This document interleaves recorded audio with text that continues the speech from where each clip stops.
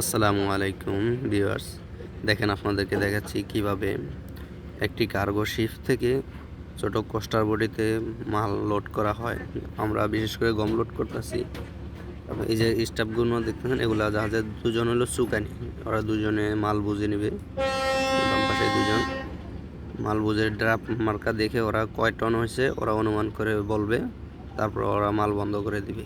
লওয়া পানির অনুপাতে মাল লোড করা হবে।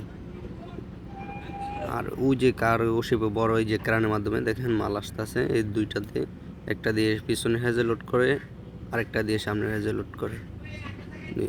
এই যে পিছনের হেজেরটা এই যে দেখতে পাচ্ছেন, এই যে আমাদের কতগুলো মাল আগে লোড করা হয়েছে, এখনও লোড করতেছে। এই যে পিছনেরটা এখন ছাড়বে, আপনারা দেখছেন কত সুন্দর করে। সমুদ্র যেমন সুন্দর, ওদের কার্যকলাপগুলো কত সুন্দর। ওই যে সামনেরটাই যে এখন ছাড়বে, দোনোটাই মাল ছাড়তেছে ওরা। দোনোটাই হয়েছে সুগানিরা আছে, ওরা দোনোটা পর্যবেক্ষণ করতেছে। আর ওই যে জাহাজে, বড় জাহাজে যাচ্ছে, আমি আপনাদেরকে বড় জাহাজটা দেখাই।